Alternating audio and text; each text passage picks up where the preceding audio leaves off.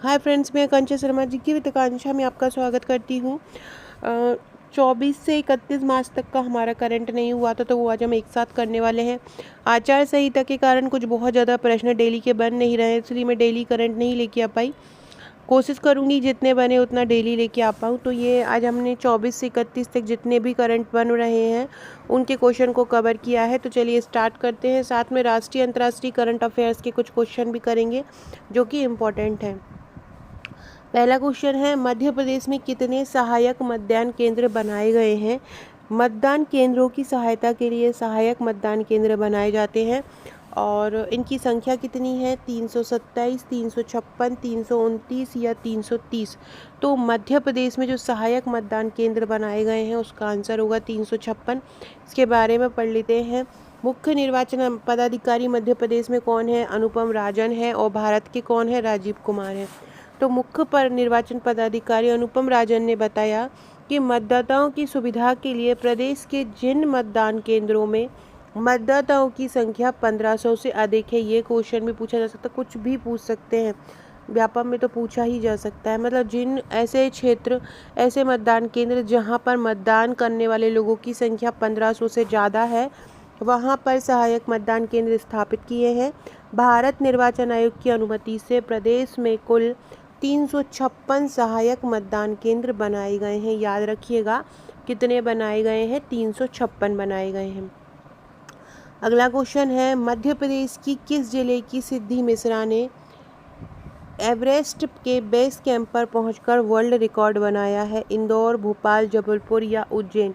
तो ये मध्य प्रदेश के भोपाल ज़िले की हैं और इनकी उम्र केवल 2 वर्ष है और इन्होंने माउंट एवरेस्ट के बेस कैंप पर पहुंचने का रिकॉर्ड बनाया। आपने भावना डहेरिया का नाम सुना होगा, जो कि पर्वतारोही हैं, अलग अलग पर्वत चोटियों पर चढ़ चुकी हैं। ये उन्हीं की बेटी हैं और उन्हीं के साथ ये एवरेस्ट के बेस कैंप तक पहुंची हैं और इतनी कम उम्र में बेस कैंप पर पहुंचने वाली ये पहली इस उम्र की लड़की बन गई हैं, या इस उम्र के बच्चों की श्रेणी में ये आ गई हैं।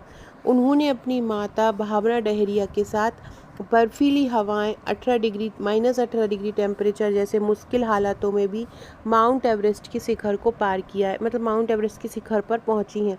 भावना डहेरिया भी एक पर्वतारोही हैं और ये माउंट एवरेस्ट पर तिरंगा भी फहरा चुकी हैं, तो याद रखिएगा। अगला है, रूस में आयोजित multi state university badminton championship में मध्य प्रदेश के किस जिले के अभ्युदय प्रताप सिंह ने स्वर्ण पदक जीता है? भिंड, विदिशा, रायसेन या भोपाल? तो ये अभ्युदय प्रताप सिंह जो हैं ये हैं भिंड जिले के।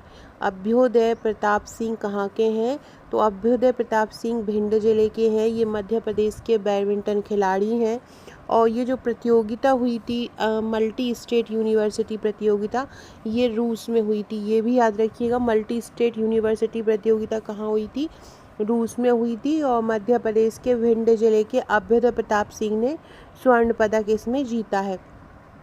इससे संबंधित कुछ हलवा प्रश्न पढ़ लेते हैं। मध्य प्रदेश बैडमिंटन एसोसिएशन कब बना था?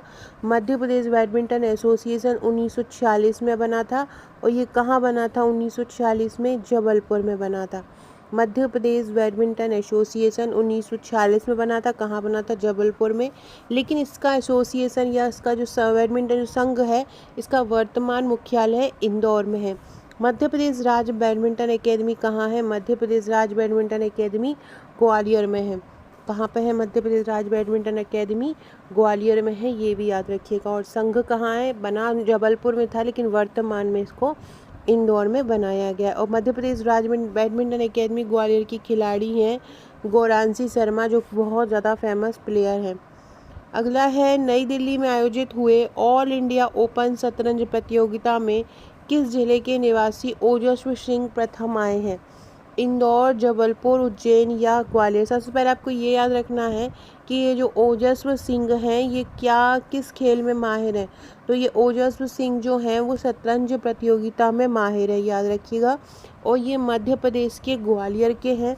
इनकी उम्र 18 साल है। तो ग्वालियर के 18 वर्षीय ओजस्वी सिंह प्रतियोगिता में चैंपियन बने हैं, मतलब प्रतियोगिता में प्रथम आए हैं। उन्होंने ही शतरंज खिलाड़ी आर्यन वैष्णव को हराया और ये जो आर्यन वैष्णव है ये पिछले वर्ष के चैंपियन हैं। ओजस्व सिंह ने आर्यन वैष्णव को हराया। ओजस्व सिंह कहाँ के हैं? ग्वालियर के हैं। फ्रेंड, डिस्क्रिप्शन बॉक्स में आपको मेरे व्हाट्सएप, टेलीग्राम, फेसबुक, ट्विटर का लिंक मिल जाएगा। अगर ज्वाइन नहीं किया है तो ज्वाइन कर लीजिएगा। ये मेरा व्हाट्सएप नंबर है। अगर आपने मुझे व्हाट्सएप पर फॉलो नहीं किया है तो व्हाट्सएप पर फॉलो कर दीजिएगा। डिस्क्रिप्शन बॉक्स में व्हाट्सएप ग्रुप की लिंक भी आपको मिल जाएगी, आप वहाँ से मुझे जोड़ सकते हैं। हाय लिखकर मुझे अपना नंबर सेव करा सकते हैं। स्टेटस के थ्रू भी आपको बहुत सारे क्वेश्चन मिलते रहेंगे। इसके अलावा आकांक्षा 1957 ये मेरी इंस्टाग्राम आईडी है। अगर आपने मुझे इंस्टा पर फॉलो नहीं किया है तो आप मुझे इंस्टा पर भी फॉलो कर सकते हैं। और जीके विद आकांक्षा और MPPSCY जीके विद आकांक्षा के नाम से टेलीग्राम चैनल है, वहाँ पर भी आप मुझे फॉलो कर सकते हैं। मध्य प्रदेश का इंदौर शहर जो है वो शतरंज का प्रमुख केंद्र है। ये भी आपसे पूछ सकते हैं। शतरंज का प्रमुख केंद्र, मध्य प्रदेश का प्रमुख केंद्र शतरंज का कहाँ पे रहा है? तो वो है इंदौर में। और रफ़ीक खान मध्य प्रदेश के प्रमुख शतरंज खिलाड़ी हैं। अभी हमने ओजस्व सिंह का नाम सुना है, रफ़ीक खान भी याद रखिएगा, ये भी शतरंज खिलाड़ी हैं। कुछ हलवा प्रश्न पढ़ लेते हैं। 1955 से मध्य प्रदेश में आकाशवाणी का प्रसारण हुआ था। कहाँ से शुरू हुआ था? इंदौर से। मतलब आकाशवाणी का जो प्रारंभ है वो इंदौर से शुरू हुआ। कब हुआ था ये? 1955 में हुआ। भगोरिया पर्व का आयोजन कहाँ पे होता है? तो भगोरिया पर्व का आयोजन अभी 18 मार्च से हुआ था। होली के अवसर पर होता है ये भील जनजाति द्वारा, और ये मध्य प्रदेश के 5 जिलों में किया जाता है। भगोरिया पर्व का आयोजन कितने जिलों में किया जाता है? 5 जिलों में। ये आपका मध्य प्रदेश की MPPSC जो प्रीलिम्स है उसकी यूनिट 10 से संबंधित भी टॉपिक है कि इसका आयोजन कितने जिलों में किया जाता है। तो इसका आयोजन 5 जिलों में किया जाता है। किस जनजाति द्वारा? भील जनजाति द्वारा। अगला है, मध्य प्रदेश के किस शहर की पूनम तत्वादी ने 11वीं बार मास्टर्स नेशनल बैडमिंटन चैंपियनशिप जीती है? भोपाल, इंदौर, ग्वालियर, जबलपुर। तो ये भोपाल की हैं और उन्होंने 11वीं बार मास्टर्स नेशनल बैडमिंटन चैंपियनशिप जीती है। लगातार 3 बार तो ये इनको ब्रॉन्ज मेडल मिल चुका है। इस प्रकार से टोटल 11वीं बार ये बैडमिंटन चैंपियनशिप जीती हैं। कहाँ की हैं ये? पूनम तत्वादी भोपाल की हैं। याद रखिएगा बैडमिंटन और पूनम तत्वादी को रिलेट करके। और इन्होंने 11वीं बार मास्टर्स नेशनल बैडमिंटन चैंपियनशिप जीती है। इनको विक्रम अवार्ड भी मिला है। और ये जो प्रतियोगिता हुई थी मास्टर्स नेशनल बैडमिंटन चैंपियनशिप, ये पंचकुला में खेली गई थी। और ये पंचकुला कहाँ पर है? तो ये पंचकुला हरियाणा में है। तो हरियाणा के ये पंचकुला में ये प्रतियोगिता खेली गई थी और पूनम तत्वादी इसमें प्रथम आई हैं। कहाँ की हैं ये? भोपाल की हैं। अगला है, हाल ही में मुख्य सूचना आयुक्त राहुल सिंह ने फैसला देते हुए कहा कि किस राज्य की सभी सहकारी समितियों को RTI के दायरे में लाया जाएगा। RTI जो कि सूचना का अधिकार है, 2005 में ये सूचना का अधिकार अधिनियम के तहत आया था। अब जितनी भी मध्य प्रदेश में सहकारी समिति हैं उनको RTI के दायरे में लाया गया है। ये पहली बार हुआ है।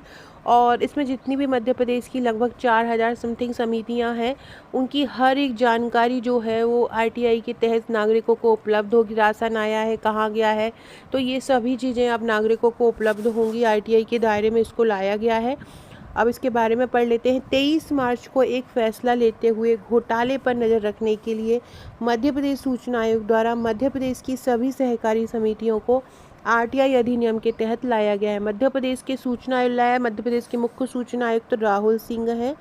और एक सहकारी समिति गठन करने के लिए कम से कम 15 व्यक्तियों की आवश्यकता होती है। एक सहकारी समिति का जब गठन होता है तो उसमें कितनी, ये सूचना आयुक्त भारत के हैं राहुल सिंह, एक सहकारी समिति का गठन करने के लिए कि कम से कम कितने व्यक्तियों की आवश्यकता होती है? 15 व्यक्तियों की होती है। सहकारी समितियों को तत्काल प्रभाव से सूचना का अधिकार अधिनियम 2005 के दायरे में लाया गया है। राज्य सूचना आयुक्त ने पारदर्शिता और जवाबदेही सुनिश्चित करने के लिए जिला पोर्टल पर राशन दुकान विक्रेता के वेतन का सक्रिय खुलासा करना भी अनिवार्य कर दिया है। यदि कोई दुकान विक्रेता राशन बेचता है, किराने की दुकान चलाता है, तो वो कितना कमाता है उसको खुलासा करना अनिवार्य है। इन समितियों का जो प्रशासनिक और वित्तीय नियंत्रण है वो केंद्रीय रजिस्ट्रार के पास है। राज्य सूचना आयोग का गठन राज्य सरकार द्वारा किया जाता है। इसमें एक मुख्य सूचना आयुक्त होता है और 10 अतिरिक्त सूचना आयुक्त होते हैं, जिसकी नियुक्ति मुख्यमंत्री की अध्यक्षता वाली नियुक्ति समिति की सिफारिश पर होती है। फ्रेंड्स, ये मेरा MPPSC प्रीलिम्स का प्रैक्टिस सेट है। अगर आप MPPSC की तैयारी कर रहे हैं तो आप हमारा ये 11,500 प्लस प्रश्नों का प्रैक्टिस सेट परचेस कर सकते हैं।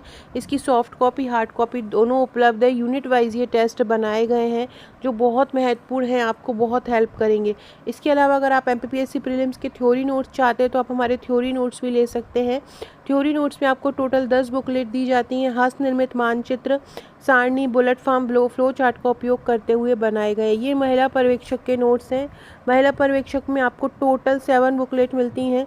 बहुत ही ईजी लैंग्वेज में इन 7 बुकलेट को तैयार किया गया है। साथ में एक ग्रुप मिलता है ऑनलाइन तैयारी के लिए, जहां ऑनलाइन तैयारी कराई जाती है, टेस्ट लिए जाते हैं, टॉपिक दिए जाते हैं बहुत सरल तरीके से करके। तो आपका हमारा कोई भी नोट्स बुक करना चाहते हैं तो आप मुझे व्हाट्सअप कर सकते हैं। अब हम पढ़ते हैं कुछ राष्ट्रीय अंतर्राष्ट्रीय करंट अफेयर। पहला है आयरलैंड के प्रधानमंत्री लियो वराडकर अपने जनमत संग्रह में हारने के बाद अपने पद से इस्तीफा दे दिया है। आयरलैंड के प्रधानमंत्री थे लियो वराडकर, जो कि जनमत संग्रह में हार गए हैं और उन्होंने अपने पद से इस्तीफा दे दिया है। कौन थे लियो वराडकर? कहाँ के थे? आयरलैंड के थे। दूसरा है, हाल ही में एक संयुक्त राष्ट्र पर्यावरण कार्यक्रम की एक रिपोर्ट आई है और इन्होंने बताया है कि विश्व में 19% खाद्य पदार्थ ऐसा हो जाता है जो कि बर्बाद हो जाता है। किसने ये रिपोर्ट दी है? संयुक्त राष्ट्र पर्यावरण कार्यक्रम ने दी है। विश्व में प्रतिवर्ष प्रति व्यक्ति भोजन की बर्बादी कितनी है? मतलब हर साल हर व्यक्ति लगभग 80 किलो भोजन जो है बर्बाद कर देता है। अडानी समूह ने गुजरात के मुंद्रा में दुनिया की सबसे बड़े एकल स्थान वाले तांबा निर्माण संयंत्र का आरंभ किया है। याद रखिएगा, ये अडानी समूह ने किया। अडानी समूह ने हमारे मध्य प्रदेश में भी अभी एक इकाई लगाई है। अभी उज्जैन में जब कॉन्क्लेव हुआ था, व्यापारियों का कॉन्क्लेव, तब ये आए थे और उन्होंने लगाई है। उससे संबंधित कुछ क्वेश्चन भी करंट के आज आएंगे, तो आज करंट बनाती हूँ तो वो क्वेश्चन मैं आज आपको डालूंगी। तो अडानी समूह ने गुजरात के मुंद्रा में दुनिया के सबसे बड़े एकल स्थान वाले तांबा निर्माण संयंत्र का आरंभ किया है। याद रखिएगा, पूछ भी सकते हैं तांबा निर्माण संयंत्र दुनिया का सबसे बड़ा कहाँ बन रहा है? तो गुजरात के मुंद्रा में बन रहा है। दुनिया के पहले ओम आकार का जो मंदिर है वो कहाँ बन रहा है?